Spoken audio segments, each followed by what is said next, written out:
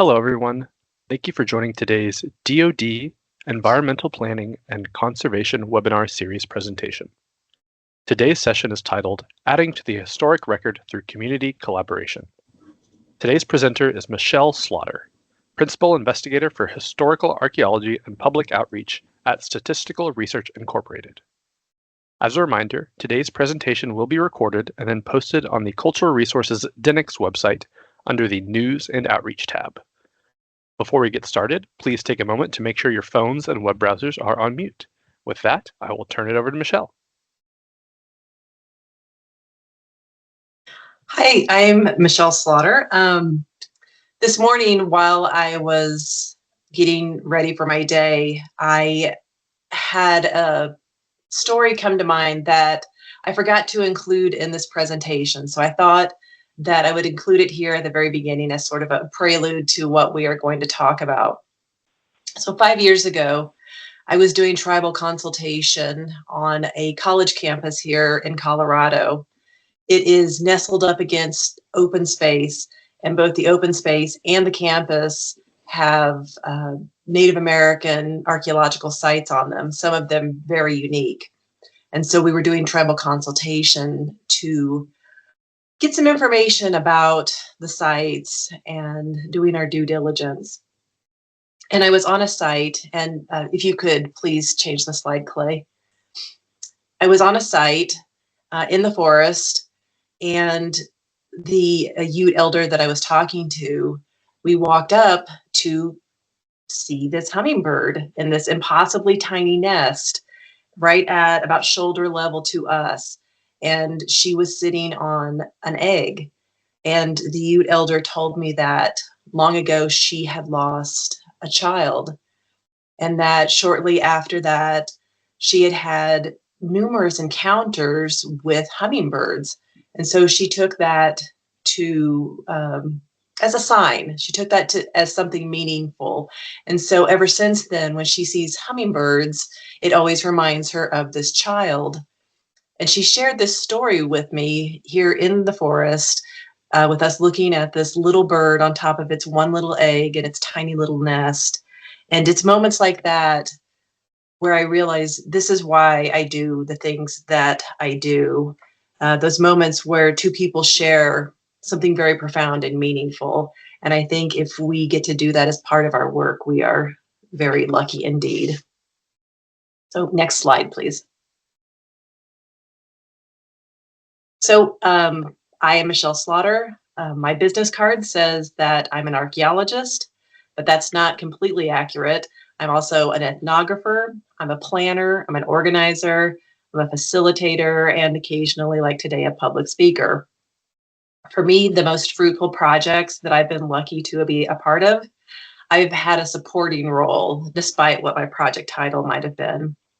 Rather astonishingly, working and collaborating with BIPOC and descendant communities is not something archaeologists have always considered to be important or an integral part of our work. I was fortunate to be introduced to this type of work very early and had a synergetic experience working with the former residents of the site that I wrote my thesis on.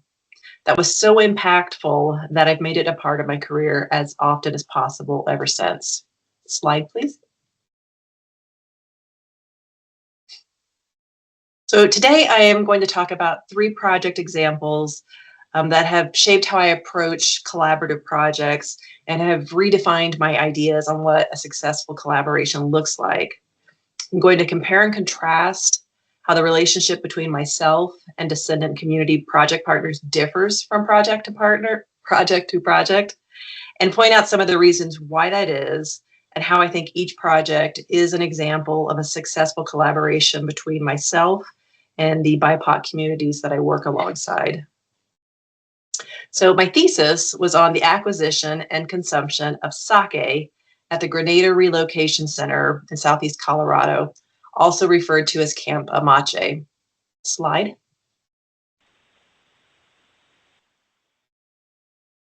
So during World War I, as a direct result of Pearl Harbor, in 1942, on the barren plains of southeastern Colorado, a facility was built to house thousands of forcefully displaced Japanese Americans. 9 other Japanese American relocation facilities were established across the western United States and in Arkansas. And every one of these locations was chosen for its utter remoteness. Japanese Americans were forced from their homes as a result of Pearl Harbor and were forced to live in these facilities for the duration of the war. Most of these people lost everything. Slide. I was one of the 4 archaeologists who recorded Amache over 20 years ago. For my thesis, in conjunction with writing about the archaeological evidence of sake consumption, which I should note was not allowed in the facility. No alcohol was allowed in the facility. I also had the great privilege of interviewing former internees. Slide, please. So it's not an exaggeration to say that the opportunity changed my life.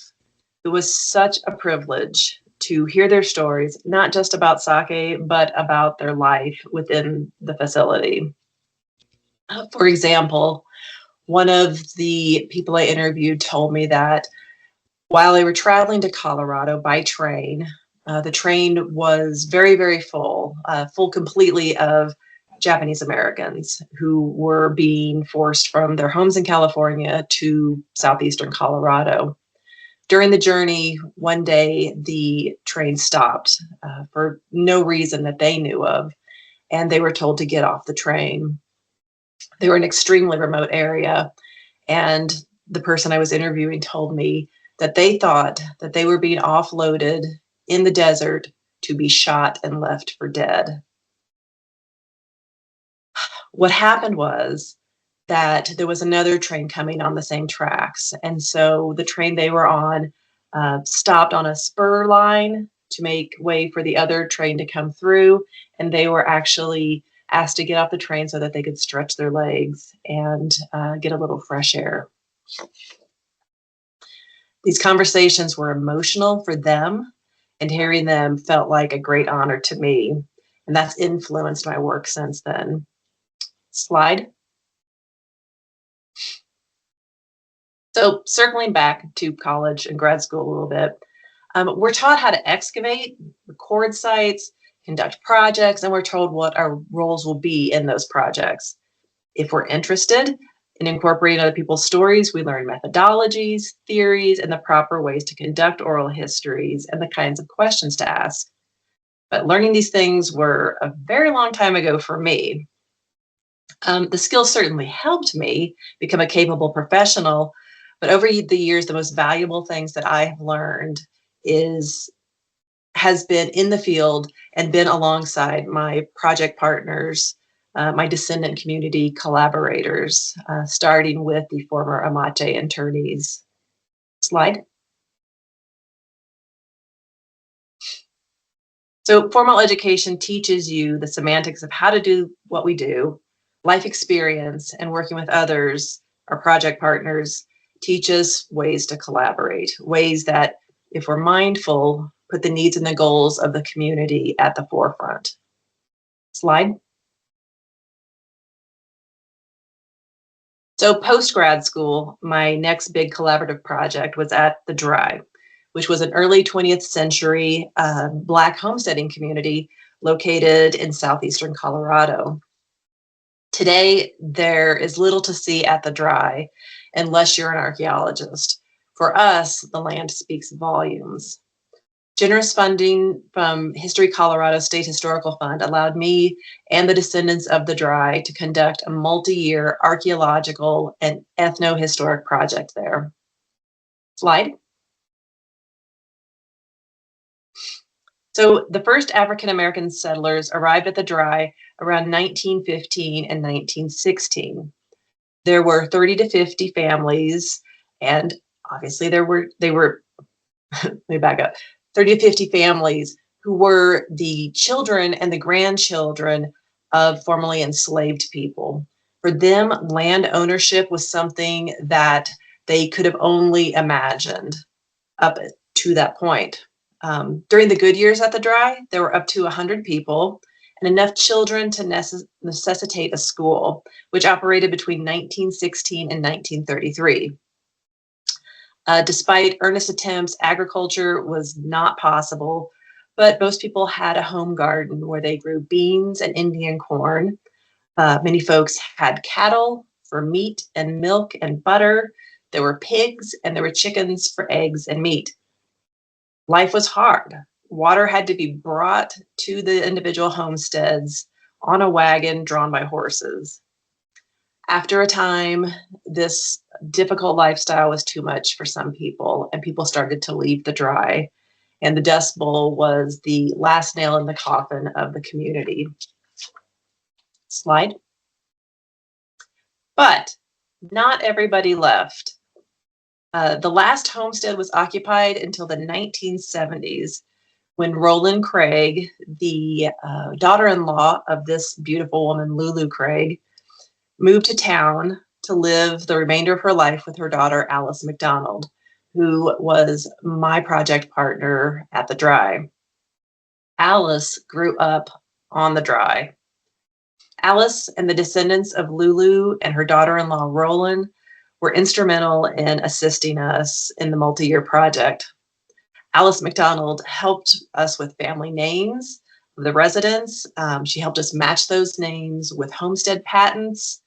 Alice went with us into the field and helped us identify the locations of the different homesteads. And she told us who lived in each one and told us stories about those people. She connected us with other landowners so that we could access a variety of homesteads. She guided us to long lost recordings made by her mother about the Dry. We surveyed and recorded over a dozen homesteads. We did archaeological testing, ground penetrating radar, and we recorded oral histories. Alice provided access to hundreds of family photos and interviews with her and other family members. For instance, one of the stories that she told us was about her father, Harvey. Harvey was driving home one night from Manzanola, the closest town, and along the way, his car broke down. The Dry is in the middle of nowhere in the country.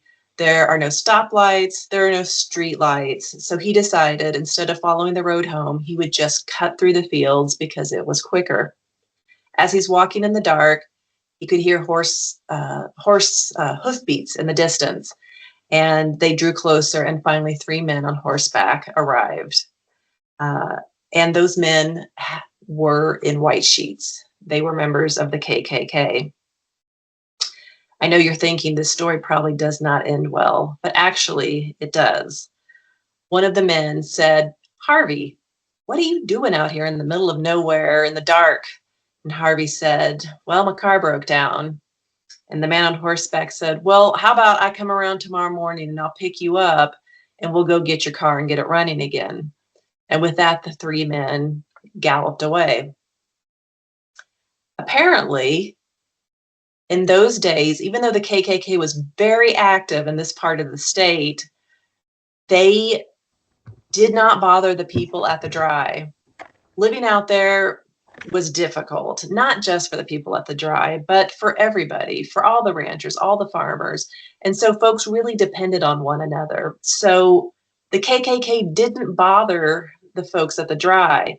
They mainly were concerned with other issues like a delinquent boy who had been in a lot of trouble in town. They burned a cross on his lawn. So my personal goal has always been to get the history of the Dry out in the world, because it's not in Colorado's history books and it's not taught in history classes. Over the years, Alice and I have spoken about the Dry countless times at conferences all over Colorado, at local museums, community centers, college classes, and wherever someone wanted to learn more. Slide. So right before the pandemic started, someone at Colorado Public Radio reached out to me and asked if Alice and I would be interested in talking about the project and about the Dry on the radio.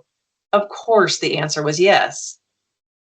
History Colorado, where our SHPO's office is and our State History Museum is located, approached me a few years ago and asked if Alice might be interested in having her photos scanned and archived in perpetuity at History Colorado. I made the introductions, and she was delighted to be able to share those photos. Slide. And in the spring of 2023, History Colorado opened a photo exhibition of some of Alice's photos in this exhibit called The Dry, Black Women's Legacy in a Farming Community. The stories and Alice's beautifully enlarged family photos lined the walls. Slide. The exhibit was poignant, joyful, and shed additional light on Black history in Colorado. And it's not something that I could have imagined would have happened when we started things well over 10 years ago. For that project, I was a liaison, a collector of information, taking the lead in the direction of the project as Alice desired. She was involved in every step of the way and always had first access to the information we provided to review it and approve it. Slide. It was and continues to be the most gratifying project of my career so far. But to refer to it as a project doesn't really do it justice. I came away with an entire extended family whose family reunions I still attend. Slide. So this photo was taken last month when I met with Alice and her family to discuss writing a nomination to have the Dry listed on the National Register of Historic Places. We have enthusiastically decided to move forward with that. Slide. So this is the Hicks Homestead, which is located at the former Deerfield colony in northeastern Colorado. Deerfield was another Black homesteading community that was contemporaneous with the Dry. I became involved in this project purely by happenstance, being at the right place at the right time when our state archaeologist was talking to the director of the State Historical Fund about the need to preserve this place. We met with two of the direct descendants of the homestead, Jeannie and Tony, a brother and sister team who are spearheading the preservation efforts on behalf of the rest of the family. Slide. For our initial meeting with Tony and Jeannie, we put together a small group of people with the experience to do the work. At the meeting, during introductions and discussion of what we could each contribute to the proposed project, I told them my background and I expressed the desire to help if they would have me. Jeannie's response was, "Honey, we know who all of you are. We've done our homework and you're our team." Slide. So the first step was to record the site as an archaeological site and decide if it could be considered eligible to the National Register, of course. The Deerfield town site is already on the register, so it's not difficult to make the argument that the homestead should also be. The next step is an NRHP nomination, which I'll be working on next year. We just met this last Monday to talk about emergency stabilization of this house. It has definitely seen better years. It's a little decrepit, and we want to ensure that the house remains standing while we do the rest of the behind the scenes work, because ultimately the goal is to do preservation and restoration work to the house, to restore it to its former humble glory, and to potentially use this place as a place for education. Slide. The Hicks Homestead project differs from the one at the Dry in several ways, not the least of which is Tony and Jeannie's involvement. They instigated the project. They know what they want to accomplish. They informed themselves ahead of time about the proposed team before we started any work, and they keep the project moving forward. They are very dedicated, and they are truly the project managers of this project. The Dry was a project that I pursued and came to fruition because the descendants liked my ideas and agreed to partner with me. Next slide. Finally, For the last year and a half, I have been working on a strictly oral history project with the Sikh population in Colorado. This project has no archaeological component. So if Asian Americans are underrepresented in the historic record in the United States, the Sikhs are all but invisible. Most people don't know anything about Sikhs. They don't know why the men wear turbans or don't cut their hair, why they have long beards, where they are from, what their history in the US is. They originally hailed from India, and their guiding principle is service to others. They are often assumed to be Middle Eastern, and more specifically Muslim. As a group, they were tormented mightily after 9/11. After seeing Tejpal Singh Banawal, this young gentleman, speak at a conference panel about the dearth of history and understanding of the Sikh community and so many other non-white communities, I reached out to him to discuss a possible project to change that, at least on a micro level. Slide. That chance meeting led to our eventual partnership with the 501c3 nonprofit Colorado Sikhs. And we are now in year 2 of the oral history project that will lead to the creation of a historic context for Colorado Sikhs in Colorado, obviously. Slide. Just as there are definite distinctions between the Dry and the Hicks Homestead projects as far as logistics and goals, the Sikh project is unique unto itself. There's a marked generational difference between this project and my previous projects, and the young people in the Sikh community have directed the trajectory of the project from the beginning. I may have had the idea, but they ran with it and have made it highly successful. Slide. The ultimate project goal and deliverable will be, as I mentioned, the historic context, and it will be based minimally on archival research because there's so little archival research available, and based primarily on oral histories with community members. Slide. My project partners, these two 30-somethings here in the center of the photo, brought me into the community and not only made me feel welcome, but they paved the way for me to be welcomed by the greater community. These two took the lead on the project, conducting the vast majority of the interviews themselves, although the three of us also interviewed people together, which was great because many of the elders are more comfortable speaking in Punjabi, which is a language that I obviously do not speak. My role in the first phase of the project was definitely more peripheral, but now I am synthesizing the archival research that I conducted along with all of the oral histories that they and we conducted of over 24 different people so that we may create this written record and a comprehensive local history. Next slide.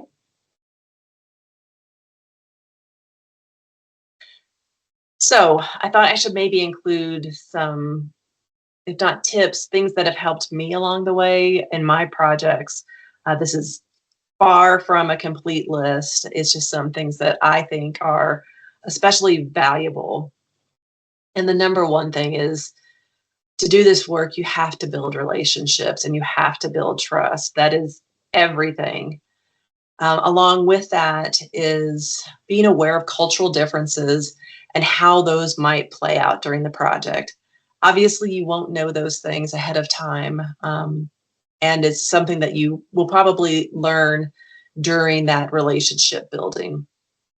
As an example, I have visited the 2 big Sikh gurdwaras here in Denver. The gurdwaras are the Sikh holy places and where they worship. In the gurdwaras, women must have their hair covered with a scarf, and everyone must take off their shoes upon entering. My next bit of advice is to actively listen. Of course, you want people to tell their stories without interruption because you don't want to lose the flow, but you also want to keep people on track. it's great to be silent, but also make it clear that you hear what is being said. Another tip I would say is establish your project goals early and be flexible about how things might change during the course of the project. Clearly, we have deadlines and we have budgets that we have to stay within. But with these kinds of projects, things change and things evolve. And I found that it is possible to go with the flow and make these changes during the project and still meet your deadlines, still stay within budget. Additional things, what does the community want to make known? And what things would they prefer not to be made public? What are their expectations and needs from you? How active do they want to be in the process? With the dry, the level of day-to-day interaction is different than it is for the sick project. What roles do they want to play in the process? Do they want to sit back more, or do they want to be right there doing everything with you? Finally, be sensitive to the emotional needs of the people that you work with. I think that's sort of a no-brainer to say, but people get vulnerable in this kind of work when they are sharing their stories with you. Example, the train story that I told you earlier in my talk. When I did the Amache interviews, at some of those interviews, they asked me occasionally to turn the recording off or to pause the recording while they shared things that to them were very emotional and very powerful. There was a lot of shame associated with the internment, even though the people who were forced into these facilities had no choice. There was still a lot of shame, a lot of things that really impacted these families then and generationally. Slide. So to sum things up, my work focuses on archaeology and the history of communities who are not represented or who are underrepresented in the historic record. These are obviously not my stories or my experiences. I recognize that I am just a participant with hopefully a certain beneficial skill set and a network of connections that help these projects go smoothly. To bring a project like this from conception to fruition to completion, we all know that there are certain boxes that have to be checked and timelines that have to be met.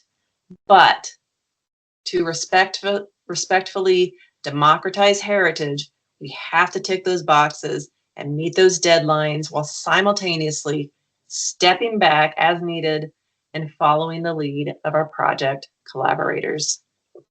Thank you.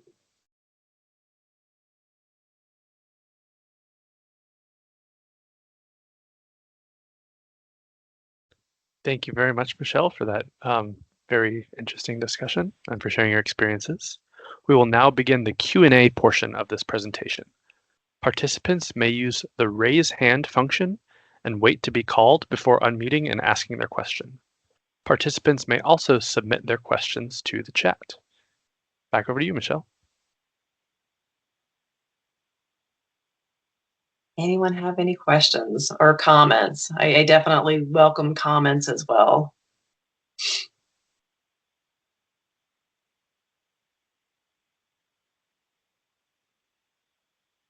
I am not seeing any. We have a question in the chat from Aubrey. Aubrey says, the personal stories and accounts you share really go to show so much of what we archaeologists miss when we don't communicate with descendant communities, for example, intangibles. So much can go missed when you only focus on the tangible or what's under the ground. What does your emergency stabilization plan for the homestead look like? That's a great question, and I have minimal information at this point. I work on a lot of these types of projects at historic buildings that need preservation stabilization. We're just initiating that, so we're still putting the pieces together, But because I do so much work on historic places that need preservation and stabilization, I have a lot of connections with preservation architects and engineers and the preservation carpenters and construction guys who do the work. So I reached out to one of my friends who does the work and asked him if his timeline this fall would allow for him to do the emergency stabilization. And he said yes, that he could definitely fit that in. And he is meeting with the owners of the homestead on Friday the 30th. So a little over a week from now, they're going to meet out at the homestead and figure out what needs to happen just to keep it standing for another season or two. It will not look pretty, probably. There could be tarps involved and, timbers used to literally prop things up. But as long as it stays standing, it will give us the time to get grant money to have an architectural assessment done, pull in an engineer and figure out exactly what has to happen to make it a building that is contained and is suitable for public visitation again.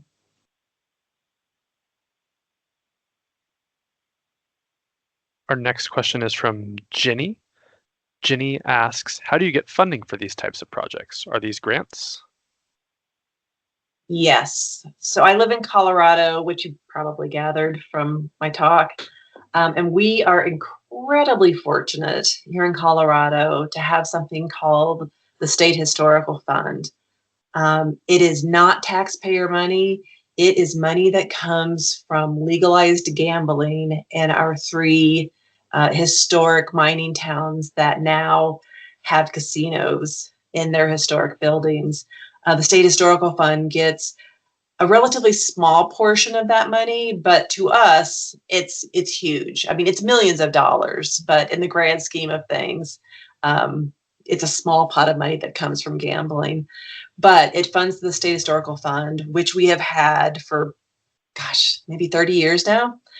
And so the State Historical Fund is very generous when it comes to projects like this. And I have a 20-year relationship with them and have been very, very fortunate that they find my projects as interesting and important as I find them to be. And so, yes, grant funding is where I have funded all of these projects.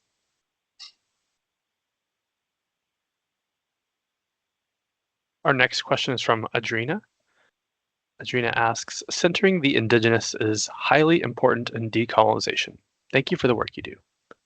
With ongoing displacement that is happening in places in the world today, what would you recommend in preserving stories as the events are unfolding? Oh my gosh, that's a tough question. Because I have been fortunate thus far to do work with people who are not at risk of losing their important places. Boy, I wish I had an answer for you for that question. I don't, but I would love to maybe chat with you after this. I'm happy to share my contact information if you want to stay on, at the end, and maybe we could, brainstorm further a little bit.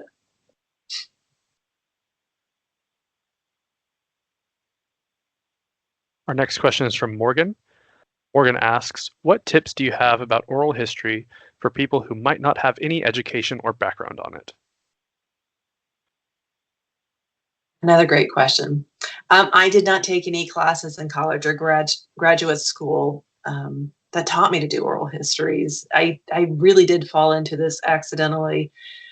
So because I want to do a good job, there are a lot of books out there. There is, and I should have looked this up before this presentation, there are professional organizations for oral historians with incredible resources. The National Park Service every now and then does an oral history workshop. I had the great good fortune to attend it maybe 5 years ago. It was up in Grand Teton National Park, which was an incredible place to spend a few days. It's visually stunning and just a really pleasant place to spend several days learning. There are workshops and classes out there, good books.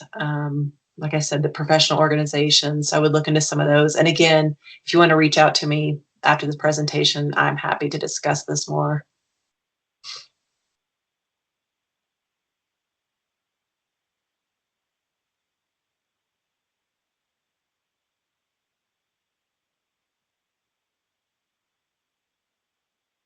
And if I may take host prerogative while waiting for other folks to prepare their questions, I'm just curious, what experiences of yours that took place before your first descendant community fieldwork did you find helpful when, or experiences that you're able to lean on and help frame your approach when you conducted this work for the first time?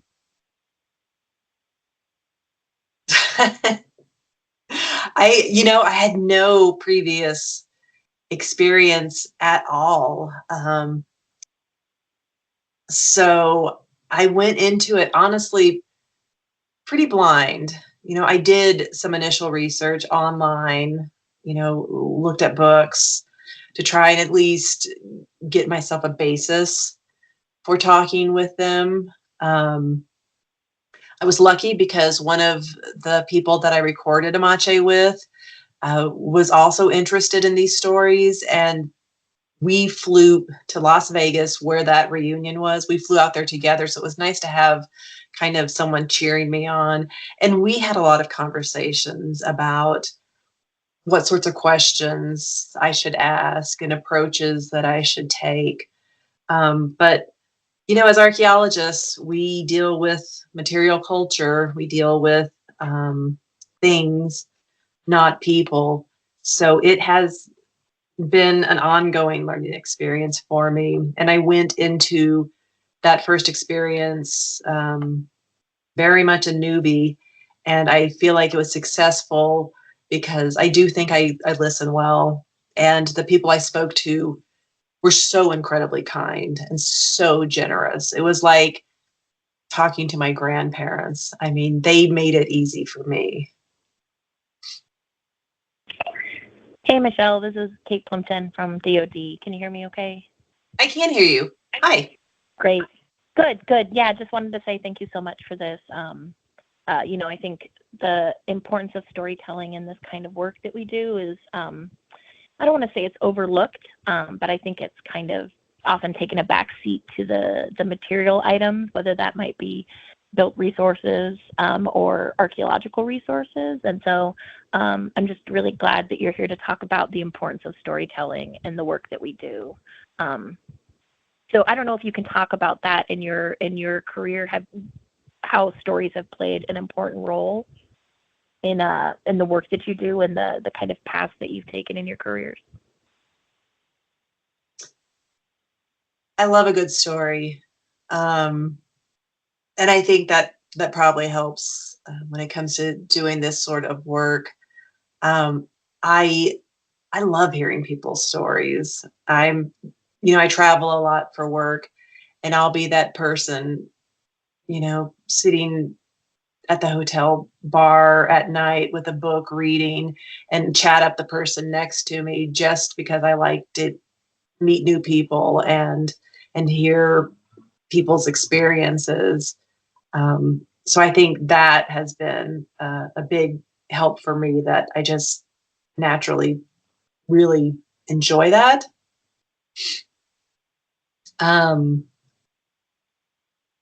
Yeah, I mean, I love archaeology, and I love that archaeology can tell you things that the historical record or the public record don't. But I also love a good story. And I love that the two together can create a fuller, richer narrative. Yeah, I think that's really true. You saw that in your master's thesis, just how the the archaeological record could add information, and then you can follow up with folks that were either descendants or were actually interned. So I think that's great. And I just really encourage folks out there on the line, even if you're not in a position where you can direct a crew or you're directing a field project, to really think about those stories that make up the world, the cultural world that us archaeologists and architectural historians live in. Because I think it just, like you said, it really creates a much fuller, more compelling narrative for all of us. And